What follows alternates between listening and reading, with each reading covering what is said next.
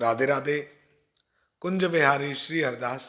आज हम सभी कार्तिक मास महात्म्य की संपूर्ण कथा के अंतर्गत 25वें अध्याय की कथा का श्रवण करेंगे।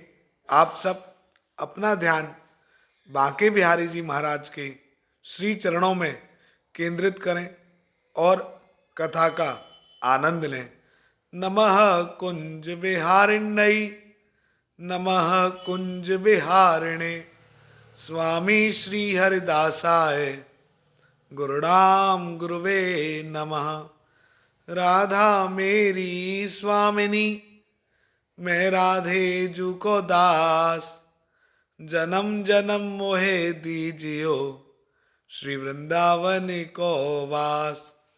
वृंदावन सो वन नहीं, नंदगांव सो गांव, बंसी बट सो बट नहीं, कृष्ण नाम सो नाम। वृंदावन के वृक्ष को मरम न जाने कोई, डाल डाल और पात पात, श्री राधे राधे होए। 25वां अध्याय। तीर्थ, व्रत और दान आदि करने से समस्त पाप नष्ट हो जाते हैं, मगर प्रेत योनि में रहने वाले को इसका अधिकार नहीं है।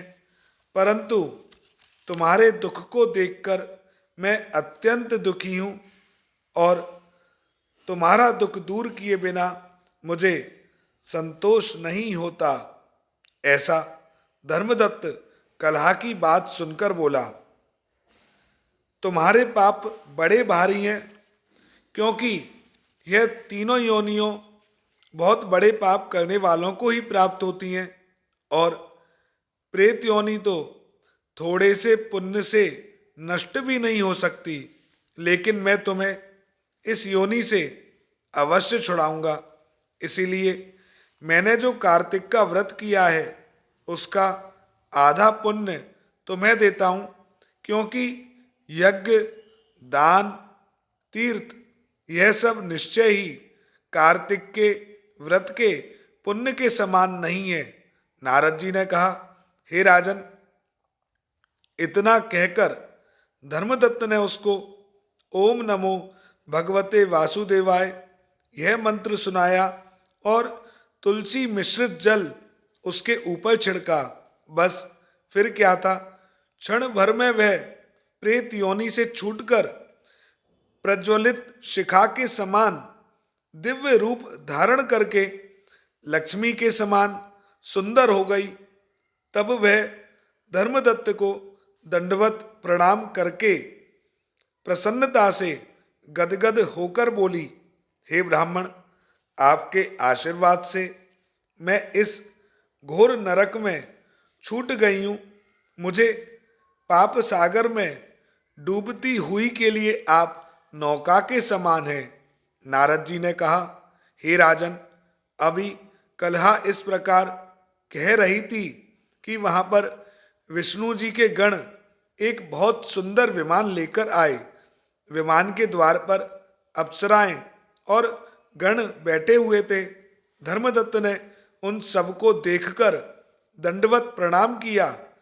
पुण्यशील और सुशील नामक भगवान विष्णु के गणों ने धर्मदत्त को अपने हाथों से ऊपर उठाकर उसका अभिनंदन करके उन्होंने कहा, हे द्विज श्रेष्ठ, आप धन्य हैं जो कि आप सदा भगवान विष्णु के व्रत, कथा और सेवा में लगे रहते हैं। आप सर्वदा दीन दुखियों पर दया करते रहते हैं।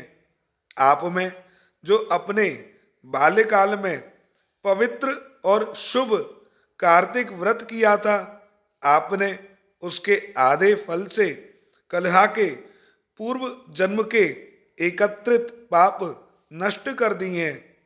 यही नहीं, आपकी कृपा से उसके सैकड़ों जन्म के पाप नष्ट हो गए हैं।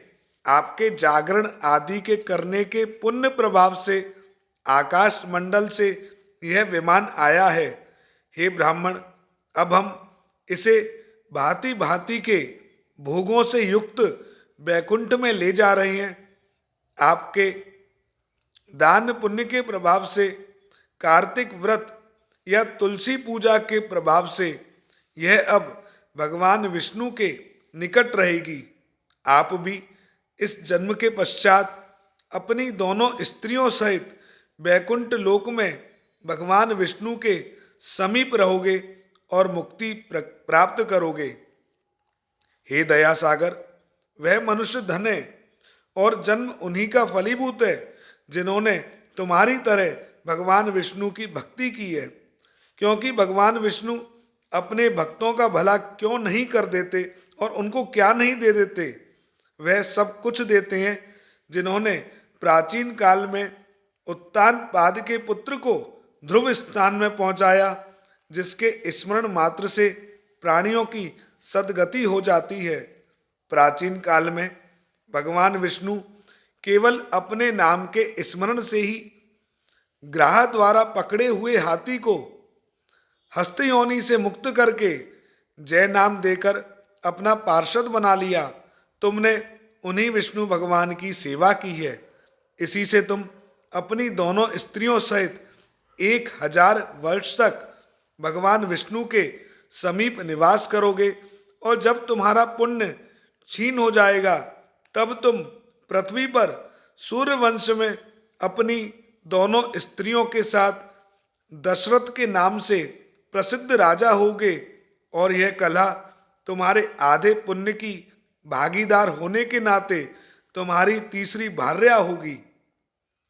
भगवान विष्णु तुम्हारे पुत्र के रूप में तुम्हारे निकट रहेंगे और देवताओं का कार्य करेंगे। भगवान विष्णु को प्रसन्न करने वाले तुम्हारे कार्तिक व्रत से अधिक महत्वपूर्ण यहाँ दान, तीर्थ आदि और कोई भी नहीं है। हे दया सागर, तुम धन्य हो क्योंकि तुमने जगत गुरु भगवान विष्णु को प्रसन्न करने के लिए कार्तिक का व्रत किया है, जिसके आधे पुण्य के फल की भागीदारी इस कला को इस समय हम अपने साथ विष्णु लोक ले जा रहे हैं। तो आज हमने कार्तिक मास का बहुत सुंदर महात्म की कथा सुनी कि कैसे धर्मदत्त ने एक राक्षसी को भी मुक्ति प्रदान की और स्वयं वो भी विष्णु भगवान के पास रहकर और कैसे राजा दशरथ के रूप में जन्म लेने की जो उनकी कथा है वो हमने आज श्रवण करी है। श्री बांके बिहारी जी महाराज की कृपा सदैव बनी रहे और हमारी तो केवल यही मनोकामना है कि हर जन्म में वृंदावन धाम में वास मिले और बांके बिहारी जी महाराज की चरणों की सेवा मिले। बस इतनी सी प्रार्थना के साथ मैं आप सबको श्री कुंज बिहारी श्री हरदास जय जय श्री राधे।